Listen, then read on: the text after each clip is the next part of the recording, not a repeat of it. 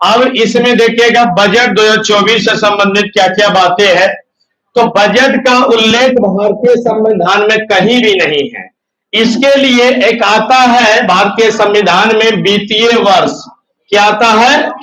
वित्तीय वर्ष, है ना। भारतीय संविधान में एक शब्द आता है वित्तीय वर्ष, जिसे अंग्रेजी में हम कहते हैं फाइनेंशियल ईयर। क्या कहते हैं? Financial year. सबको ऑनलाइन वाले को भी गुड मॉर्निंग।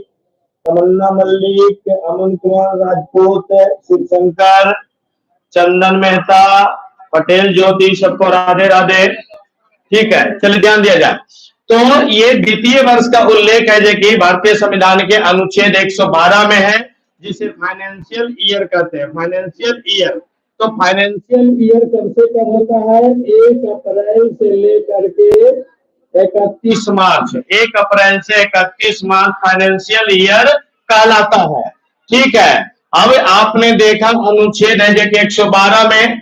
फिर भारत में पहला बजट कब पेश हुआ था? 1860 में अंग्रेज के द्वारा। भारत में पहला बजट है जो कि, है ना, 1860 में पेश किया था। यही बंदा पेश किया था, जेम्स विल्सन। कौन पेश किया था? James Wilson. भारतीय बजट के जनक कहेगा तो जेम्स विल्सन। भारतीय बजट के जनक कहेगा तो जेम्स विल्सन। अब है कि ध्यान दीजिएगा, यहाँ पे 3-4 तरह का शब्द आते हैं। कहेगा अंतरिम सरकार का बजट, तो 1946 में लियाकत अली किए थे। 1946 में लियाकत अली पेश किए थे। फिर देश का विभाजन हो गया, लियाकत अली चल गए पाकिस्तान में, और लियाकत अली पाकिस्तान के पहले प्रधानमंत्री बने। देश के पहले राष्ट्रपति बने कौन? मोहम्मद अली जिन्ना, है ना। राष्ट्रपति बने मोहम्मद अली जिन्ना पाकिस्तान के, और पाकिस्तान के पहले प्रधानमंत्री। क्या टूट गया क्या जी? टूट गया ना? टूट गया? अच्छा, चोट नहीं लगा? अच्छा, कोई बात नहीं, टूटे दो। हमारा क्षति हो जाए तो कोई दिक्कत नहीं है, आपका शारीरिक क्षति नहीं होना चाहिए। चलिए बैठ जाइए, बैठ जाइए, शांति से बैठिए ना। उछालते हैं बेंगवान ये ना। ठीक है। बेंग को ग्रोथ करने उसका समाज नहीं देता है। मेढक अगर चाहे तो बहुत दूर जा सकता है, लेकिन क्या है ना, वो जाएगा अगर पीछे तो फिर पेड़वा पकड़ लेगा, है ना। मेढक और केकड़ा, ये दो लोगों को उसी का समाज उसको आगे बढ़ने नहीं देगा। केकड़ा चाहेगा कि हम तसला को फाड़ करके निकल जाए, लेकिन पिछलका केकड़वा पर पैर में पकड़ लेगा। ठीक है, आगे बढ़ने देगा। चलिए, हाँ, तो ध्यान दिया जाए। अब यहाँ पे हमने बताया अंतरिम सरकार। अंतरिम सरकार का गठन कब हुआ था? 1946 में, और इसके प्रधान कौन थे? जवाहरलाल नेहरू। और उस समय वित्त मंत्री बनाया गया था लियाकत अली को, और लियाकत अली जी बजट पेश किए थे। फिर कहेगा स्वतंत्र भारत। भारत आजाद कब हुआ? 1947। 1947 में पहला बजट पेश किए आर.के. शनमुगम शेट्टी। कौन किए? आर.के. शनमुगम शेट्टी। अगर स्वतंत्र भारत का पहला बजट आर.के. शनमुगम शेट्टी। भारत गणतंत्र हुआ 1950 को, यानी भारत का संविधान लागू हो गया 1950 को। तो भारत का संविधान जब 1950 को लागू हुआ, तो उसके बाद बजट कौन पेश किए? तो जॉन मथाई। कौन पेश किए? जॉन मथाई। यहाँ से एक और क्वेश्चन है कि कहेगा नई सरकार के द्वारा, यही पर हम लिख देते हैं, नई सरकार के द्वारा बजट जो पेश किया गया था। नई सरकार बोले तो 1951 और 1952 में जो चुनाव हुआ था, उसके बाद जो बजट पेश किए थे सी.डी. देशमुख। सी.डी. देशमुख है। इन्होंने हिंदी में बजट पेश किया था। किस भाषा में?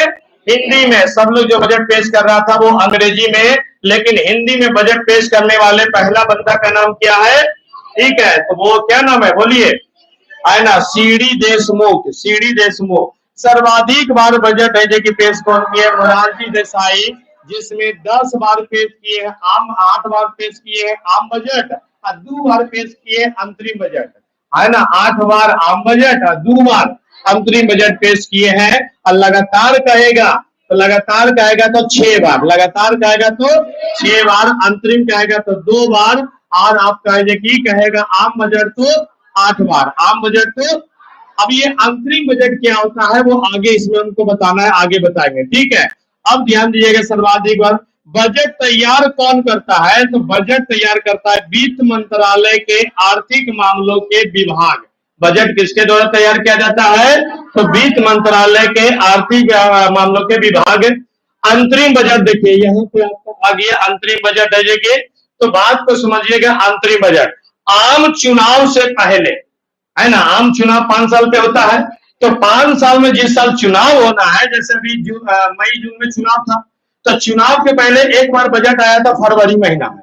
फरवरी महीना में बजट आया था। तो ये होता है, ये बजट नहीं होता, ये लल्ली पॉप होता है। लल्ली पॉप दे करके वोटर को लुभाना कि आइए भाई हम वोटर को इतने सारे जगह लाभ दे रहे हैं, सुविधा दे रहे हैं, वोट हमारे ही पार्टी को क्या करिए, दीजिए। तो ये होता है अंतरिम बजट, यानी आम चुनाव से पहले जब बजट पेश किया जाता है तो उसे क्या कहते हैं, है ना, अंतरिम बजट। अंतरिम बजट क्लियर हो गया। अब देखिएगा अंतरिम बजट शब्द का सर्वप्रथम प्रयोग कौन किया? तो आर के सन्मुखम सेठी, रेड्डी नहीं होगा, सेठी, है ना। अंतरिम बजट का सर्वप्रथम प्रयोग कौन किया? आर के सन्मुखम सेठी। ये 1948 और 1949 में ये किए थे। अंतरिम बजट तो 1948 और 1949 में कौन पेश किए थे?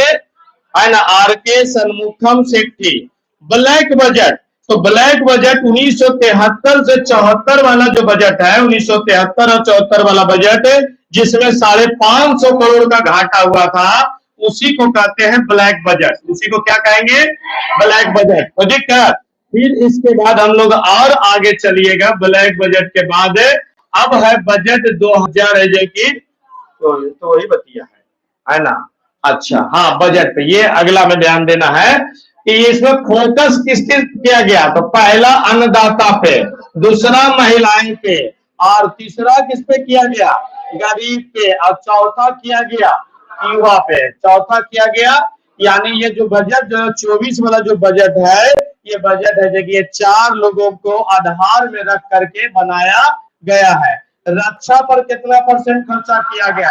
8%। रक्षा पे 8%। कृषि पे रह जाएगी आपका इतना लाख करोड़ हो जाएगा। भारत में 2024 में भारत का विकास दर कितना होगा? 8.2%। कितना होगा? 8.2%। राजकोषीय घाटा कितना है? 56%। महिला एवं लड़कियों के लिए कितना दिया गया है? 3 लाख करोड़। औद्योगिक पार्क कितना खुलेगा? उसमें एक खुलेगा बिहार में, गया में, एक खुलेगा बिहार के गया में। पूर्वोदय स्कीम देखिएगा, ये वाला जो बजट है ना, देखने के बाद लगेगा कि ये बजट केंद्र सरकार का बजट नहीं है, लग रहा है कि बिहार और आंध्र प्रदेश का बजट है ना। चूंकि बिहार और आंध्र प्रदेश के सरकार से मदद से मोदी की सरकार आगे बढ़ रही है। नीतीश चचा और नायडू चचा, ठीक है, चंद्रबाबू नायडू और नीतीश कुमार, दोनों को मिला करके 30 सीट होता है। ठीक है, अभी दोनों के सहयोग से ही उनकी सरकार चलेगी। तो इस बार है कि नीतीश जी है इशारे में है कि कह दिए थे क्या कि जो है सब बताइए दिए, बाकी आप तो समझिए रहे हैं, जो होगा बिहार को है कि देख लीजिएगा। तो इस बार है कि बिहार को एकदम बेहतरीन तरीके से देखा गया है। एक स्पेशल योजना चलाया गया, उसका नाम है पूर्वोदय स्कीम। क्या रखा गया है? पूर्वोदय स्कीम के तहत बिहार, झारखंड, पश्चिम बंगाल, उड़ीसा, आंध्र प्रदेश को विकास किया जाएगा, विकसित किया जाएगा, आगे बढ़ाया जाएगा। फिर बिहार को पैकेज कितना मिला है? 41,000 करोड़। 41,000 करोड़ बोलना है, ऐसे लगता दूल्हा की बजरे है ना। बोलते रहना, शरीर एक्टिव रहेगा तो मन एक्टिव रहेगा, समझ गया? नहीं तो है कि मामला गड़बड़ा जाएगा। आंध्र प्रदेश सरकार को कितना मिला है? 15,000 करोड़। बाप रे, बड़ी भेदभाव हो गया। कहा 15,000, कहा 41,000। ठीक है, ये देखिए। फिर इसके बाद हम लोग देखिए आगे देखते हैं बजट 2024 में फिर क्या है। बिहार में एक बिजली संयंत्र लगाया जाएगा पीरपैंती में। भागलपुर में एक जगह है पीरपैंती, है ना, जिसका क्षमता होगा 24,000 मेगावाट।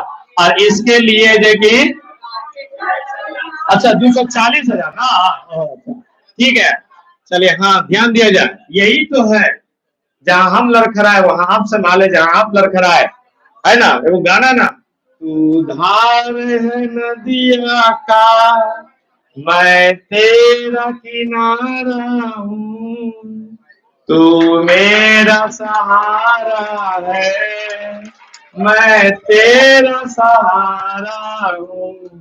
चलिए ध्यान दिया जाए तो आपका ये राशि इतना है, यानी 21,400 करोड़ रुपया इसके लिए पैसा दिया गया है। ये मोदी सरकार का कैमा बजट है, 11वां। मोदी सरकार का कैमा बजट है 11वां। अब तीसरे चरण का पहला बजट है, तीसरे चरण का पहला बजट है। पेश कब किया गया है? 23 जुलाई 2024 को। 23 जुलाई 2000। बिहार पुलिस में क्वेश्चन रखा है इससे, एकदम ध्यान देना, एक क्वेश्चन इसे रखा हुआ है।